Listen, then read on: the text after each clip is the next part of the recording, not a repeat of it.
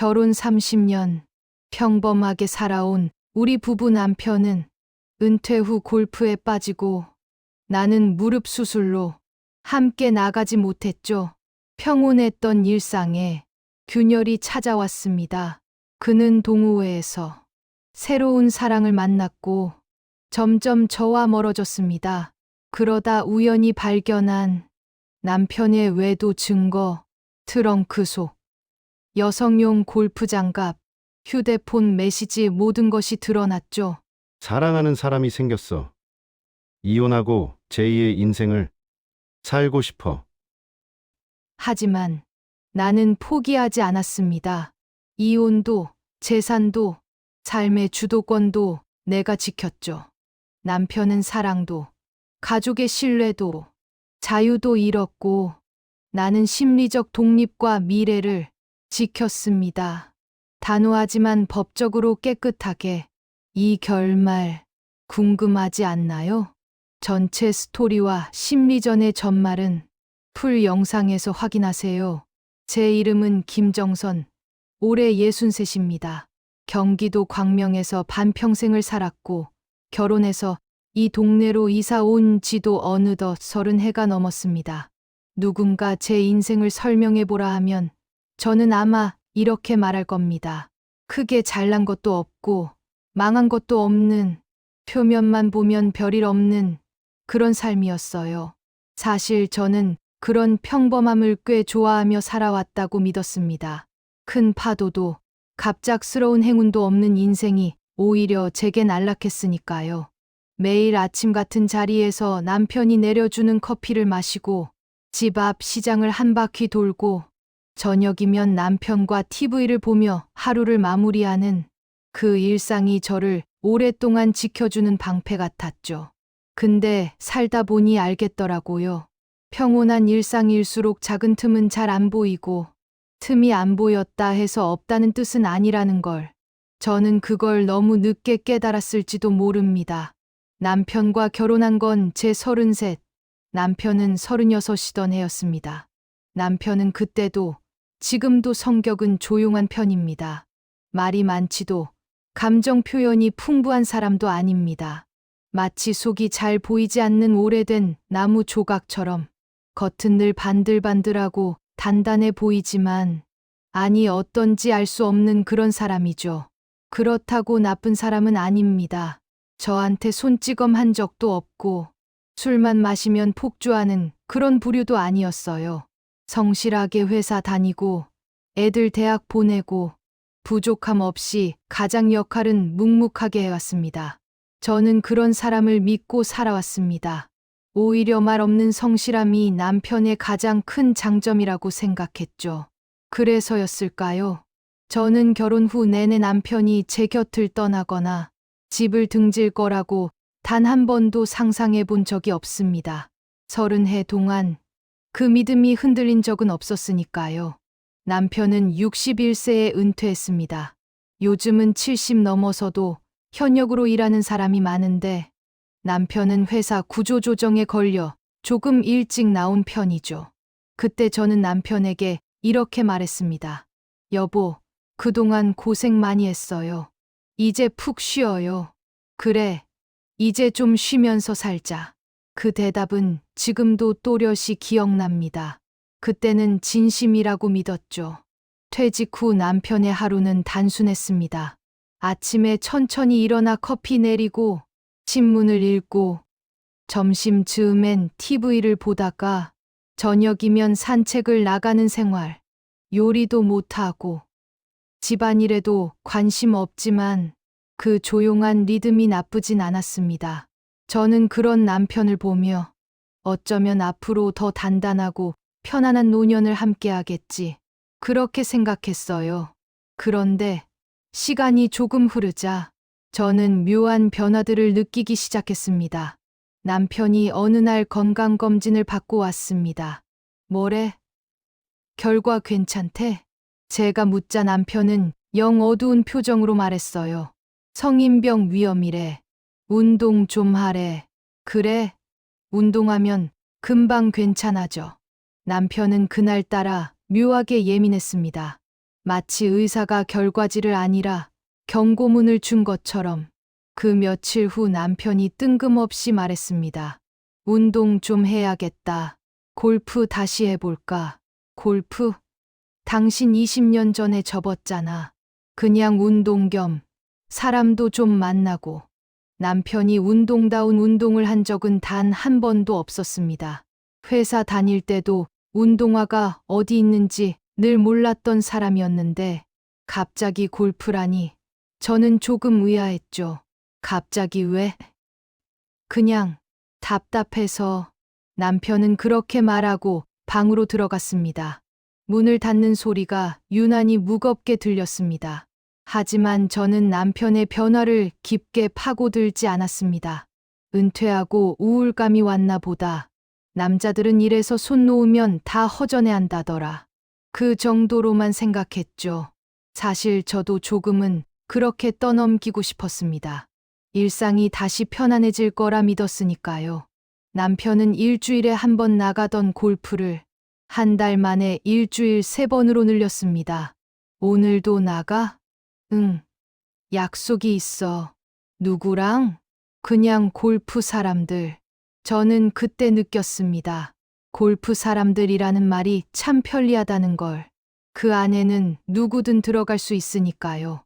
남편이 집에 없는 시간이 늘어나면서 집 안 공기는 묘하게 변했습니다. 특히 남편의 스마트폰 알림이 부쩍 잦아졌습니다. 예전엔 전화도 문자도 거의 안 오던 사람이었는데 요즘엔 몇 분 간격으로 화면이 켜지고 꺼졌죠. 저는 남편에게 물어야 할까 고민했습니다. 하지만 30년 함께 살아온 사람에 대해 제가 의심을 한다는 사실 자체가 너무 죄스럽게 느껴졌습니다. 그래서 그냥 입을 다물었습니다. 남편이 말해주지 않는다면 저 역시 묻지 않는 게 맞다 생각했죠. 그런데 말입니다. 침묵은 언제나 가장 조용한 방식으로 균열을 만들어요. 조용해서 무섭고 무서워서 눈을 피하게 되는 그런 종류의 균열이 우리 부부 사이에 생겨나기 시작했습니다. 골프를 시작한 지 2달쯤 되었을 때였습니다. 남편은 무언가 달라져 있었습니다. 말수가 조금 더 줄었고 밥을 먹을 때도 자꾸 휴대폰을 보고 제가 대화를 걸면 건성으로 듣는 척만 했습니다. 가령 이런 식입니다. 여보, 내일 김장하러 큰 집 갈 것 같아. 응, 당신도 같이 가야지. 그날 골프 있어. 남편은 예전 같지 않게 저와 보내는 시간보다 밖에서 보내는 약속이 더 중요해진 눈치였습니다. 사람이 어떤 선택을 할 때 그 선택이 우연인지 아니면 마음이 거기에 가 있는 건지를 아내는 기가 막히게 압니다. 저는 남편이 마음이 분명 집 밖 어딘가에 가 있다는 걸 느꼈습니다. 하지만 어디인지, 누구인지, 무엇 때문인지는 단 하나도 알 수 없었습니다. 남편이 골프를 다시 시작한 날, 남편이 새로운 사람들을 만났던 날, 남편이 점점 밖으로 향했던 모든 순간들, 그 모든 것이 우리 30년 평온했던 일상의 마지막 장면이 될 줄은 정말 몰랐습니다. 저는 단지 남편이 건강 때문에 운동을 시작한 거라 믿었습니다. 그러나 지금 돌이켜보면 남편에게 골프는 운동이 아니라 달아날 문이었는지도 모릅니다. 저로부터, 우리 결혼으로부터, 그리고 그가 지켜왔던 모든 책임으로부터. 하지만 그때의 저는 그 문이 어디로 향해 있는지 아직 전혀 모른 채 늘 하던 대로 하루를 정리하고 쌀을 씻고 된장국을 끓이고 남편이 올 시간이 되면 시계를 한 번씩 보며 그저 평온한 일상을 이어가던 중이었습니다. 남편의 귀가가 점점 늦어지기 시작한 것도 그 즈음부터였죠. 그날도 저는 거실 소파에 앉아 남편의 귀가 시간을 기다리고 있었습니다. 늘 그렇듯 신문을 펼쳤지만 글자가 눈에 들어오지 않았습니다. 머릿속은 오로지 하나, 남편의 하루가 어땠을까 하는 생각으로 가득 차 있었죠. 남편이 은퇴하고 나서 처음 2달 동안은 정말 평온했습니다. 아침에 천천히 일어나 커피를 내리고 점심 즈음엔 TV를 보고 오후에는 신문을 읽거나 가벼운 산책을 하는 그런 반복된 하루가 저에게는 마치 보호막 같았습니다. 세상의 모든 소란과 불확실함은 저 바깥으로 밀려난 느낌이었죠. 하지만 이제 그 보호막이 서서히 틈을 보이기 시작했습니다. 남편이 건강검진 후 골프를 다시 시작한 뒤 하루하루가 조금씩 달라졌습니다. 처음에는 단순한 운동이라 생각했습니다. 체력 좀 기르려는 거야. 별일 아니야. 그렇게 스스로를 설득했죠. 하지만 남편은 점점 골프 연습장과 동호회에서 보내는 시간이 늘어나기 시작했습니다. 주말마다 아침부터 저녁까지 집을 비우는 날이 잦아졌고 평일에도 가벼운 약속을 잡는 일이 많아졌습니다. 오늘도 나가? 응. 동호회 모임 있어. 그 한마디가 평범한 문장임에도 불구하고 제 마음을 찌르는 날이 많아졌습니다. 왜냐하면 그 말 뒤에는 무언가 설명되지 않은 세계가 존재하는 느낌이 있었기 때문입니다. 제가 모르는 새로운 사람, 새로운 대화, 새로운 규칙, 모든 것이 집 밖에서 일어나고 있었습니다. 처음에는 그냥 운동과 사교라고 생각하려 했습니다. 하지만 마음 한켠에서 알 수 없는 불안감이 스며들기 시작했습니다. 그 불안은 점점 현실감을 띠며 제 일상 속으로 스며들었죠. 저는 그 시기에 무릎 수술을 받았습니다. 간단한 수술이었지만 재활 과정은 생각보다 길고 힘들었습니다. 골프를 포함한 격한 운동은 당연히 금지였고 산책조차 조심스러웠습니다. 남편이 밖에 나갈 때마다 저는 집에서 혼자 남아 있어야 했습니다. 처음에는 그냥 기다리는 일상이었습니다. 건강 위해 운동하는 거니까 괜찮아. 마음속으로 되뇌며 침착한 척했습니다. 하지만 혼자 남는 시간이 늘어날수록 남편의 부재가 점점 묘하게 무거워졌습니다. 전화가 와도 표정과 말투에서 미묘한 긴장감이 느껴졌고 그동안 소소하게 나누던 대화마저 점점 짧아지고 단절되었습니다. 남편이 집에 돌아올 때면 저는 자연스럽게 그의 표정과 눈빛을 읽으려 했습니다. 그런데 이상하게도 예전처럼 편안하지 않았습니다.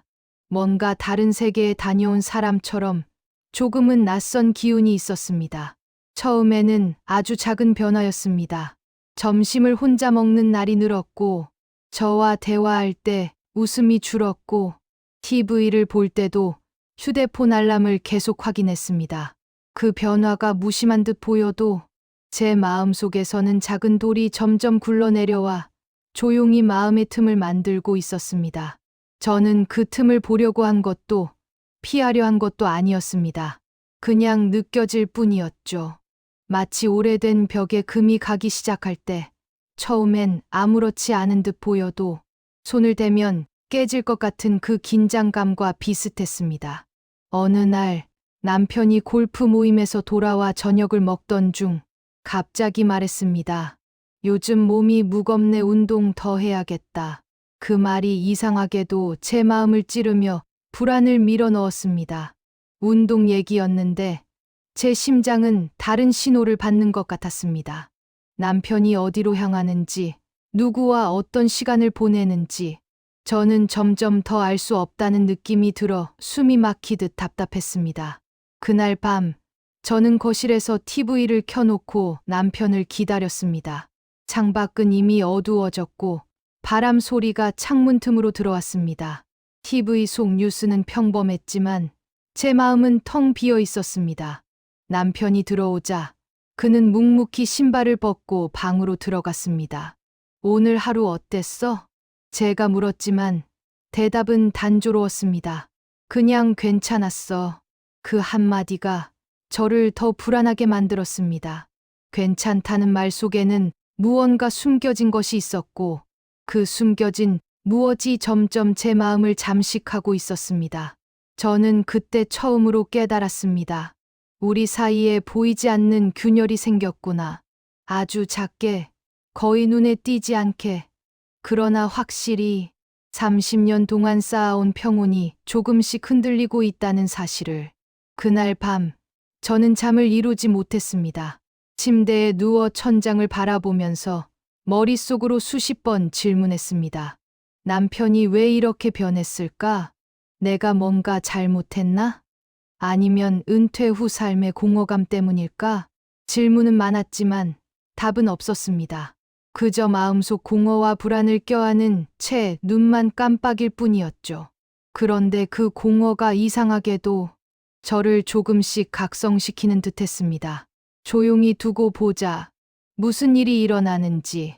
그때는 그저 작은 직감이었습니다. 하지만 그 직감은 앞으로 다가올 폭풍의 전조였죠.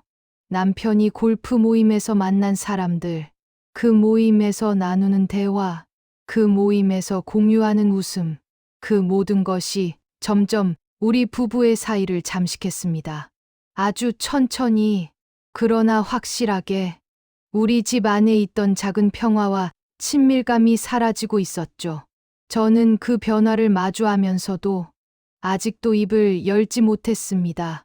말해봐야 뭐가 달라질지 몰랐고, 남편이 어떤 선택을 하든 제가 막을 수 있는 건 아무것도 없다고 느꼈으니까요. 그래서 그저 조용히 지켜보기로 했습니다. 그리고 저는 그 조용한 선택이 제 인생의 가장 큰 균열의 시작이 될 줄은 전혀 예상하지 못했습니다. 그날 밤, 창밖에 달이 밝았습니다. 달빛은 거실 바닥을 은은하게 비추고 있었고, 저는 혼자 소파에 앉아 손을 감싸 쥐었습니다. 괜찮아, 모든 게 괜찮아. 스스로를 달래면서도 저는 알았습니다. 그날부터 모든 것이 조금씩 달라지기 시작했습니다. 아침에 눈을 뜨면 남편이 집에 있는 시간이 점점 줄어드는 것이 느껴졌고, 제가 준비한 아침 식탁 위에 앉아도 남편의 눈빛은 이미 다른 곳을 향해 있었습니다. 그 순간 저는 처음으로 깨달았습니다. 남편이 이미 다른 세계와 연결되어 있다는 것을. 그 세계는 제가 들어갈 수 없는 곳, 이해할 수 없는 곳, 그리고 제가 알지 못하는 감정들로 가득 찬 공간이었습니다. 남편은 골프 동호회에서 만난 사별한 동갑내기 여성과 점점 친해졌습니다. 처음에는 단순한 동호회 내 친구 정도였습니다. 하지만 그 사람과 남편은 말을 주고받는 속도가 달랐습니다.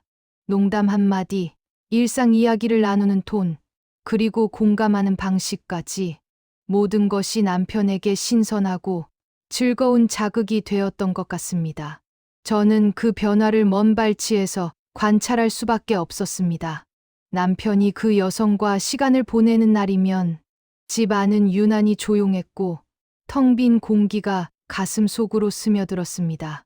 남편은 원래 말을 많이 하지 않는 사람이었습니다. 30년 동안 집에서는 늘 한마디, 두 마디가 전부였죠. 하지만 그 여성과는 달랐습니다. 말이 잘 통했습니다. 남편이 평생 마음속에 묻어두었던 작은 농담, 회사에서 느낀 스트레스, 아이들 키우며 겪었던 고민까지 그녀 앞에서는 아무렇지 않게 흘러나왔습니다. 그날 밤, 저는 남편이 집으로 돌아오는 모습을 지켜보면서 깨달았습니다.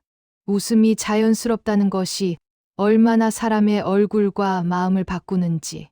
남편은 집에 돌아와도 약간 들떠 있었고, 무심하게 앉아 있는 저에게조차 웃음을 띠고 있었습니다. 저는 그 모습을 보면서 마음 한켠이 서늘하게 식는 것을 느꼈습니다. 무엇인가가 이미 시작되었구나. 그 순간 저는 직감했습니다.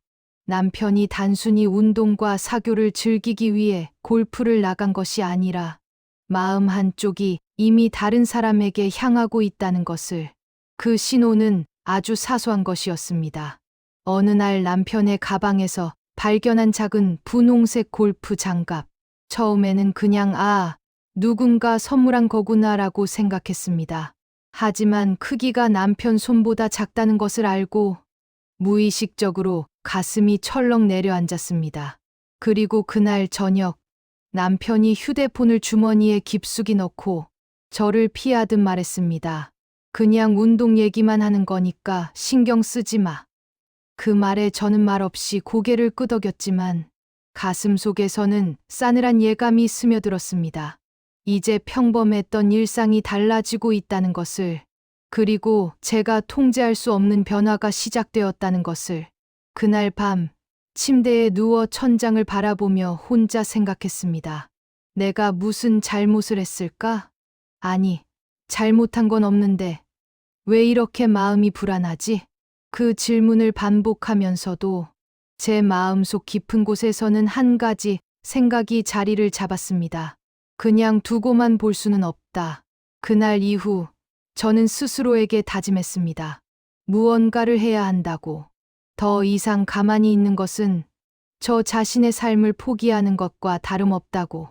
저는 그날부터 조금씩 변화를 준비했습니다. 아침마다 남편을 기다리며 불안을 곱씹는 대신 저만의 시간을 만들기 시작했습니다.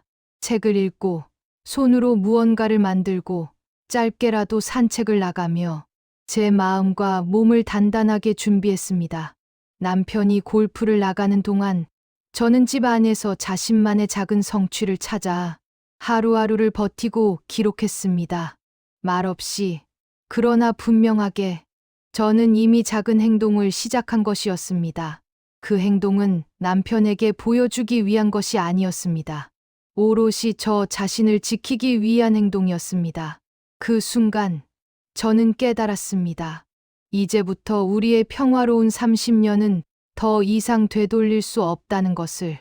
그리고 그 깨달음이 앞으로 펼쳐질 변화와 갈등의 첫걸음을 안내했습니다. 남편은 점점 그녀와 시간을 보내며 즐거움을 찾았고, 저는 집 안에서 그 공백을 느끼며 스스로를 다잡았습니다. 그날부터 집 안 공기는 늘 약간 서늘했고, 말없이 바라보는 눈빛 속에 긴장이 깃들었습니다.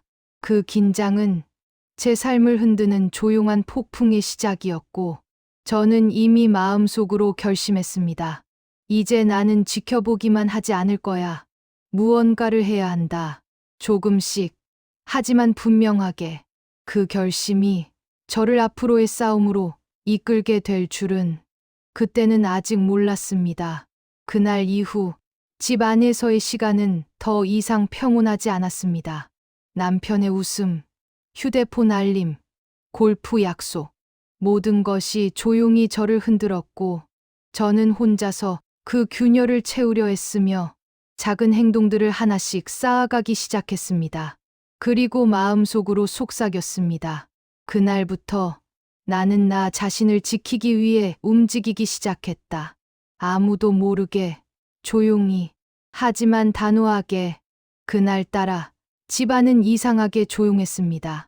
남편은 골프 동호회 모임에 나갔고, 저는 무릎 재활 운동 때문에 겨우 집 안을 돌아다니며 손을 움직였습니다. 세탁기가 삐걱거리며 돌아가고 있었지만 제 마음은 그 소리와 상관없이 끝없이 울리고 있었습니다.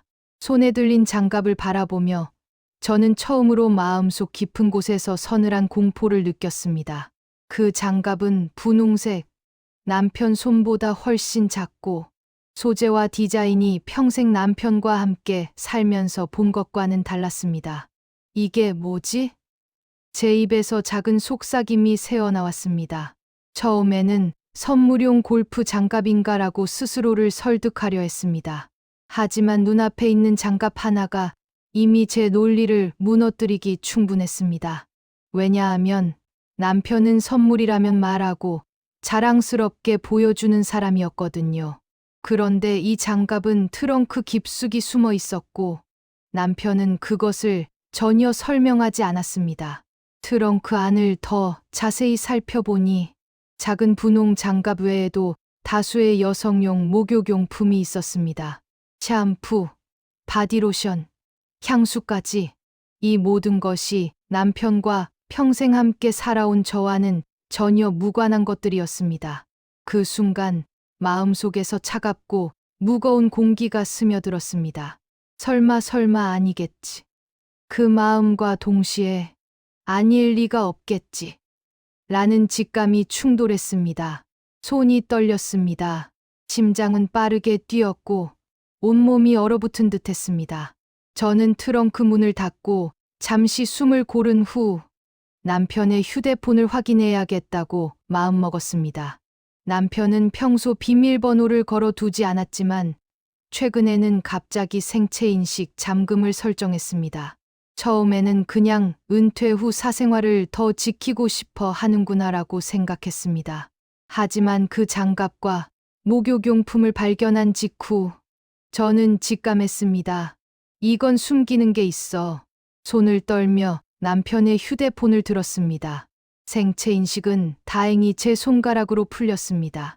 그리고 그 안에서 발견한 것은 제가 평생 믿고 의지했던 사람의 전혀 다른 삶의 단편이었습니다. 그녀와 나눈 수많은 메시지, 저와는 공유하지 않았던 만남과 일정, 그리고 그 메시지 속 웃음, 장난, 친밀감, 모든 것이 제 눈앞에 펼쳐졌습니다.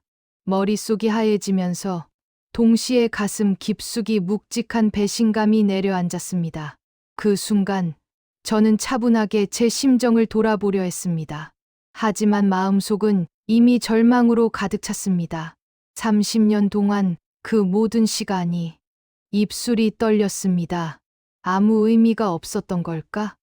손끝에서 시작된 떨림이 온몸으로 퍼졌고 숨을 깊게 들이마시고 내뱉어도 마음은 가라앉지 않았습니다. 평생 의지해왔던 사람이, 제가 함께 늙어가길 기대했던 사람이 다른 사람과 웃고 다른 사람과 친밀감을 나누고 저와는 말하지 않았던 이야기들을 공유하고 있다는 사실이 머릿속에서 계속 울려 퍼졌습니다. 표정은 차분했습니다. 세탁기가 멈추지 않는 소리를 들으며 저는 외부로 드러나지 않게 분노와 배신감을 억눌렀습니다. 하지만 마음속에서는 이미 폭풍이 일고 있었습니다. 왜 나에게 말하지 않았지? 왜 나를 배제한 거지? 남편이 집으로 돌아올 때까지 저는 그 생각을 멈출 수 없었습니다. 마음속에서 질문이 반복되고 그 질문은 점점 날카로운 칼날이 되어 제 감정을 자르고 있었습니다. 그날 밤 남편은 평소처럼 들어왔습니다. 하지만 그의 걸음걸이, 그의 웃음, 그의 눈빛 모두 저와는 다른 공간에 있는 사람처럼 느껴졌습니다. 저는 그저 조용히 저녁을 먹으며 마주 앉은 그의 손과 눈빛을 관찰했습니다. 마음속으로는 이미 결정했습니다. 더 이상 모른 척하지 않겠다고. 더 이상 가만히 지켜만 보지 않겠다고. 그날 밤 혼자 침대에 누워 천장을 바라보며 생각했습니다. 그동안 나는 너무 많이 참았나? 30년이라는 시간 동안 모든 걸 믿고 모든 걸 맡겼는데 이제 나도 뭔가 해야 한다. 그 순간 저는 마음속으로 작지만 단단한 결심을 내렸습니다. 남편의 선택과 상관없이 나는 나 자신을 지키고 내 삶과 존엄을 회복하기 위해 움직일 것이다. 그리고 그 결심이 앞으로 펼쳐질 복수와 대립, 그리고 제 인생을 송두리째 흔들 사건의 시작임을 직감했습니다. 그날 이후 집안은 여전히 조용했습니다. 하지만 제 마음속은 폭풍이 일렁였습니다. 남편의 외출, 휴대폰 알림, 트렁크 속 물건, 모든 것이 제 신경을 곤두서게 했고 저는 차분히 그러나 단호하게 준비를 시작했습니다. 그날 이후 나는 더 이상 가만히 있지 않을 것이다. 남편이 누구와 웃든 어디를 가든 나는 내 삶을 지키겠다. 그날 밤 세탁기 소리와 함께 제 결심도 멈추지 않았습니다. 그 결심이 앞으로 다가올 모든 싸움과 복수의 길을 안내할 것임을 저는 이미 알고 있었습니다. 그날 집 안은 평소보다 훨씬 조용했습니다. 창밖에서는 겨울 햇살이 부드럽게 방 안으로 들어왔지만 저의 마음은 이미 긴장과 불안으로 가득 차 있었습니다. 남편이 들어오는 순간 저는 알 수 있었습니다. 그가 숨기지 않고 더 이상 회피하지 않겠다는 결심을 하고 온 것임을. 그런데 그 결심이 바로 제 삶의 평화를 산산조각 낼 폭탄이 될 줄은 몰랐습니다. 남편이 문을 열고 들어서며 담담하게 말했습니다. 사랑하는 사람이 생겼다. 이제 난 그녀와 제2의 인생을 살고 싶어.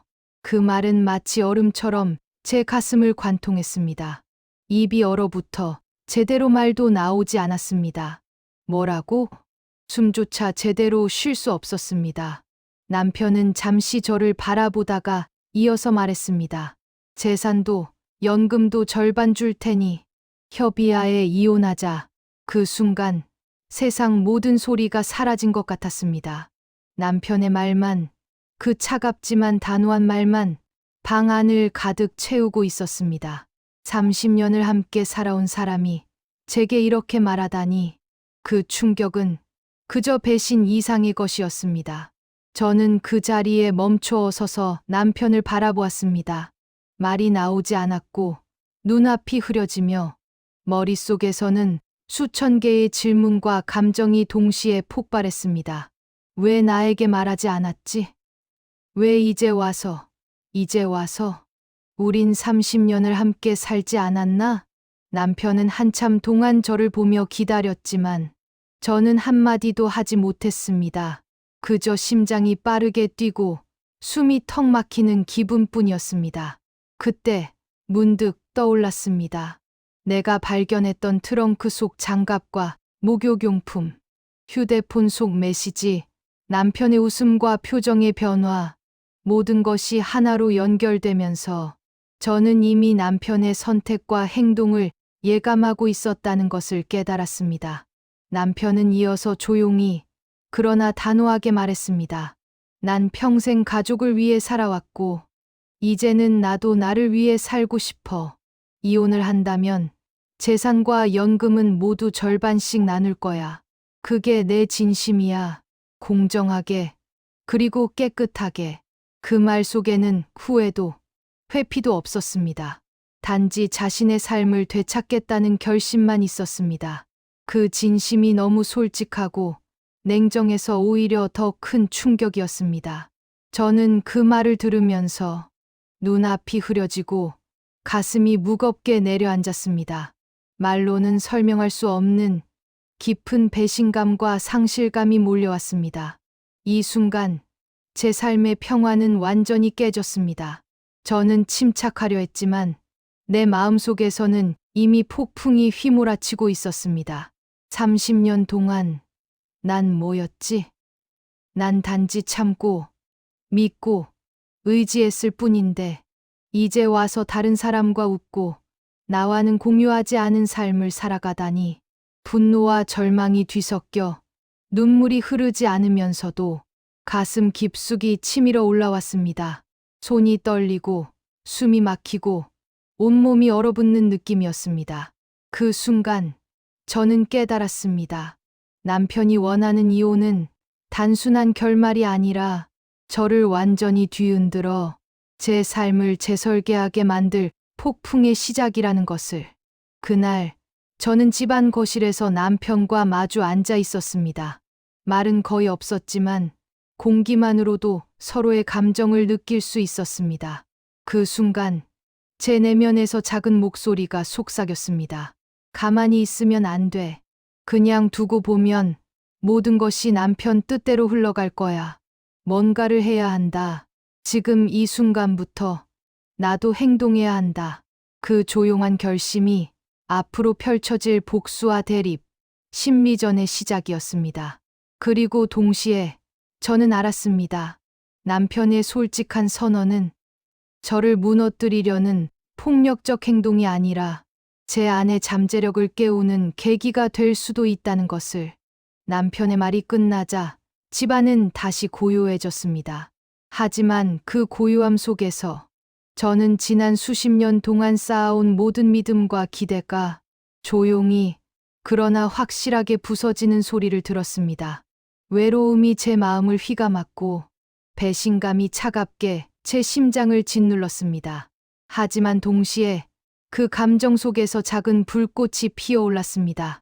이 감정을, 이 분노를 그냥 흘려보내지 않겠다. 내 삶을 지키고 내 존엄을 되찾겠다. 그 불꽃이 앞으로 남편과의 싸움, 그리고 복수를 향한 길을 밝혀주는 첫 신호가 되었습니다. 그날 이후 집 안의 공기는 이전과 같지 않았습니다. 남편은 여전히 집 안에 존재하지만 그와 제가 공유하는 삶은 이미 멀리 떨어져 있었습니다. 저는 차분히 그러나 단호하게 마음속으로 다짐했습니다. 그날부터 나는 나 자신을 위해 움직이기 시작했다. 남편이 누구와 사랑을 나누든 나는 내 삶과 내 존엄을 지키겠다. 그리고 언젠가는 반드시 내 방식으로 결말을 만들 것이다. 조용하지만 강렬한 결심이 제 삶을 완전히 바꿀 새로운 이막의 문을 열었습니다. 그날 집안은 정적에 잠겨 있었습니다. 창밖에서 겨울 햇살이 들어오지만 그 빛은 제 마음속 어둠을 비출 수 없었습니다.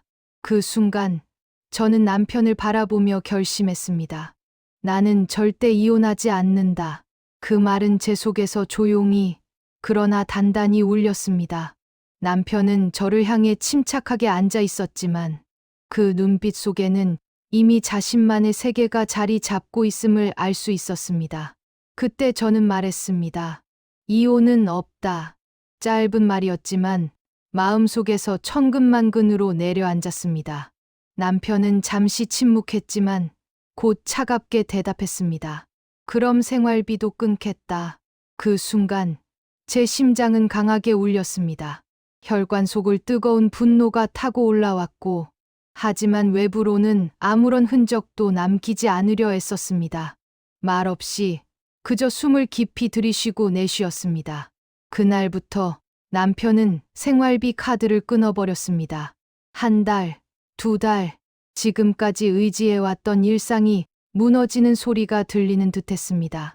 저는 처음에는 당황했고 허둥대며 방법을 찾으려 했습니다. 하지만 곧 깨달았습니다. 이제 더 이상 기다릴 수 없다는 것을. 내가 움직이지 않으면 모든 것이 사라질 것이라는 것을. 그때 알았습니다.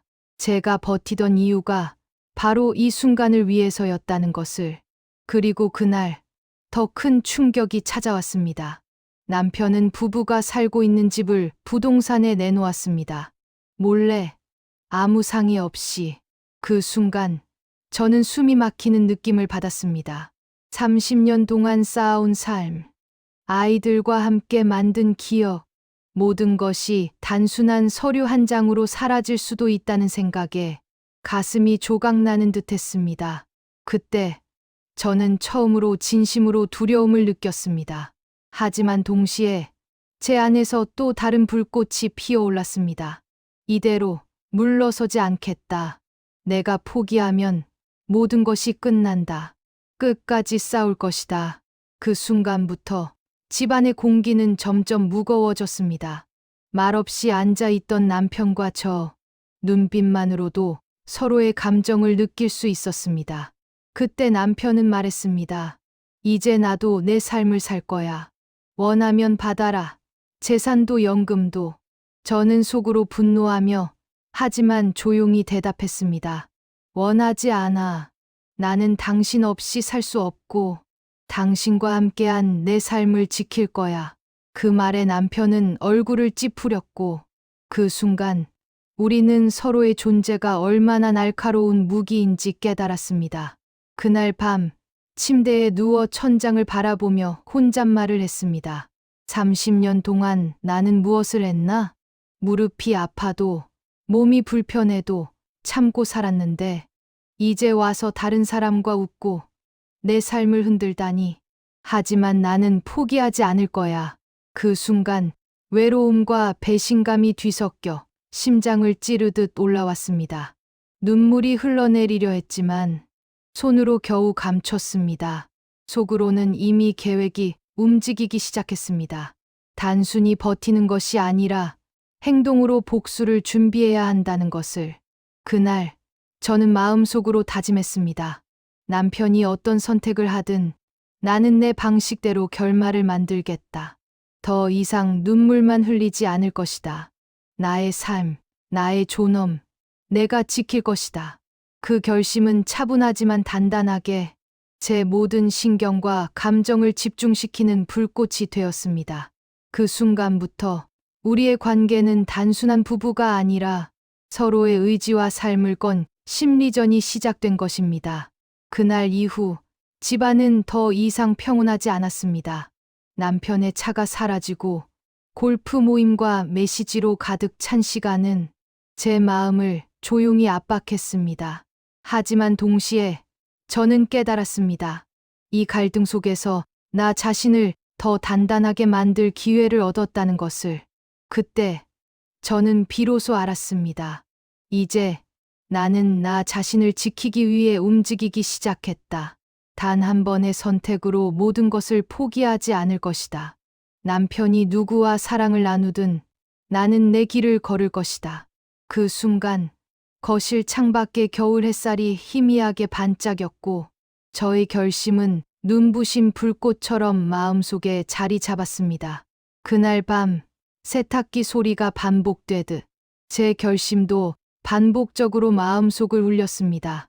그때부터 나는 단순히 버티는 것이 아니라 행동하고 계획하고 나의 삶과 존엄을 지킬 것이다. 조용하지만 강렬한 결심이 앞으로 남편과의 심리전과 복수, 그리고 제 인생을 완전히 바꾸는 싸움의 시작임을 알려주고 있었습니다. 그날 아침, 집안은 여전히 조용했습니다. 햇살은 창문을 통해 들어왔지만 그 빛은 제 마음속 어둠을 온전히 비추지는 못했습니다. 남편은 여전히 골프 모임에 나가 있었고 저는 커피 한 잔을 손에 쥐고 거실 소파에 앉아 있었습니다. 그 순간 머릿속은 복잡했습니다. 나는 왜 이렇게 버티고 있는 걸까? 30년을 함께 살아온 남편, 그를 향한 신뢰와 애정, 그리고 우리 가족의 기억이 제 마음속 깊숙이 자리 잡고 있었습니다. 하지만 동시에 남편이 발견한 새로운 사랑, 그가 보여주는 냉정한 태도와 거리감은 저를 끊임없이 흔들고 있었습니다. 그날 저는 혼자서 많은 생각을 했습니다. 30년 동안 나는 그를 믿었고 그는 나를 위해 살아왔는데 왜 이제 와서 나를 이렇게 멀리 두는 걸까? 손끝이 떨리고 눈가가 시큰해졌지만 저는 참으려 애썼습니다. 눈물을 흘리는 순간 남편에게 제 마음을 드러내는 것이 더 큰 상처를 남길지도 모른다는 생각이 들었습니다. 그렇기에 저는 조용히 단호하게 마음속으로 결심했습니다. 그가 변하기를 기다릴 것이다. 나를 배신한 마음 속에서도 언젠가는 진심이 돌아오길 믿는다. 남편이 돌아왔을 때 집안은 여전히 긴장감으로 가득했습니다. 그의 표정은 여전히 차갑고 눈빛에는 새로운 사랑에 대한 설렘과 만족이 배어 있었습니다. 그 순간 저는 마음속으로 혼잣말을 했습니다. 그가 나를 외면해도 나는 무너지지 않을 것이다. 그가 누구를 사랑하든 나는 나 자신을 지킬 것이다. 하지만 동시에 마음 한켠에서는 작은 희망의 불씨가 타오르는 것을 느꼈습니다. 그날 오후 저는 주방 창가에 앉아 남편을 지켜보았습니다. 그의 행동 하나하나가 제 마음에 큰 파장을 일으켰지만 동시에 저는 그를 이해하려고 애썼습니다. 그는 나를 배신했지만 그 또한 사랑을 찾고 싶은 인간이구나. 그가 행복을 추구하는 방식이 나를 배신으로 만들었을 뿐이구나. 그 깨달음은 저에게 작은 위안을 주었습니다. 분노와 배신감 속에서도 남편을 이해하고 싶은 마음이 자라기 시작했습니다. 저는 남편과 대화를 시도했습니다. 말은 짧고 간결했습니다. 나는 이혼하지 않을 거야. 하지만 당신이 누구를 사랑하든 나는 지켜볼 거야. 그리고 기다릴 거야. 당신이 진심을 찾기를. 남편은 잠시 저를 바라보다가 아무 말 없이 자리를 떠났습니다. 그 침묵 속에서 저는 그의 내면을 조금 엿볼 수 있었습니다. 차갑지만 어딘가 흔들리는 흔적, 새로운 사랑 앞에서의 불완전한 자신감. 그때 알았습니다. 제가 그의 마음을 완전히 바꿀 수는 없지만 조용히 지켜주고 이해하는 태도가 그를 돌아오게 만들 수도 있다는 것을. 그날 밤 침대에 누워 천장을 바라보며 다시 마음을 다잡았습니다. 나는 버티는 거야. 그가 변하길 기다리는 거야. 그가 내게 돌아올 수 있도록 나는 내 자리를 지킬 거야. 눈물이 살짝 고였지만 이번에는 슬픔이 아닌 조용한 결심과 인내의 눈물이었습니다. 그동안 쌓인 배신감과 상처는 여전히 남아 있었지만 그 위에 이해와 용서의 씨앗이 놓이기 시작했습니다. 그날 갑자기 옛 친구가 방문했습니다. 20년 전 제가 힘들 때 도움을 받았던 사람. 그가 의사가 되어 제 앞에 서 있었습니다. 이제 제가 도와드릴 차례예요. 그 말에 저는 눈물이 멈추지 않았습니다. 그 조용한 선의가 제 마음속 상처를 잠시 덮어주었고 남편과의 갈등 속에서도 제가 흔들리지 않게 하는 힘이 되었습니다. 그 순간 저는 깨달았습니다. 사랑은 꼭 소유가 아니어도 된다. 이해와 기다림만으로도 관계는 회복될 수 있다. 남편이 돌아올지는 알 수 없지만 나는 내 삶 속에서 중심을 잃지 않을 것이다. 그날 이후 집안은 여전히 긴장감이 돌았지만 제 마음속은 차분해지기 시작했습니다. 복수심이나 분노보다는 조용한 결심과 이해가 마음을 채웠습니다. 그가 돌아오든 돌아오지 않든 나는 나를 지키며 내 삶의 중심을 흔들리지 않게 할 것이다. 그 고요한 울림은 앞으로 다가올 최종 대립과 결말을 위한 내적 힘과 인내의 시작이었습니다. 그날 이후 집안의 공기는 이전과 달랐습니다. 남편은 여전히 존재했지만 그의 힘과 결정권은 이미 제 손 안에 들어와 있었습니다. 저는 조용히 그러나 단호하게 마음을 다잡았습니다. 30년 동안 쌓아온 신뢰와 기억은 이번 사건으로 완전히 사라지지 않았지만 그 힘으로 남편의 모든 불법적 몰래 진행된 행동을 막을 수 있었습니다. 남편이 몰래 내놓으려 했던 집, 그가 소유권을 지닌 모든 재산, 생활비 카드와 연금까지 저는 법적 절차를 통해 모두 지켰습니다. 그때 느낀 감정은 이상하게도 차갑지 않았습니다. 복수심이 아닌 나와 내 가족을 지키겠다는 단호함이었습니다. 내 삶은 내가 지킨다. 남이 흔들어도 나는 흔들리지 않는다. 법적으로 완벽하게 방어된 상태에서 남편이 무엇을 하든 저에게 직접적인 영향은 없었습니다. 그 힘이 제 마음속 불안을 사라지게 했습니다. 남편은 이제 외도녀에게서 버림받았습니다. 그 관계는 허망하게 끝났고 남편은 가족과 사회적 신뢰를 모두 잃은 채 오직 후회만 안고 살아가게 되었습니다. 그의 눈빛에는 한때의 설렘과 자신감이 사라져 있었고 제가 차분히 법적 권리와 가족의 중심을 지키는 모습을 바라보는 동안 그는 아무것도 할 수 없다는 절망 속에 갇혀 있었습니다. 저는 이제 남편과의 관계 속에서도 독립해 있었습니다. 그가 아무리 큰 목소리로 요구해도 저는 흔들리지 않았고 그의 선택과 행동에 내 삶을 내주지 않았습니다. 심리적 독립은 단순한 자유가 아니었습니다. 그것은 내 선택이 내 삶을 결정한다는 확신이었습니다. 그 확신 속에서 저는 비로소 가벼워지고 평온을 되찾을 수 있었습니다. 집안에서, 가족과 사회적 자리에서 모든 주도권은 저에게 돌아왔습니다. 남편은 후회와 자책 속에서 제가 만들어 놓은 법적 심리적 안전망 앞에 무력했습니다.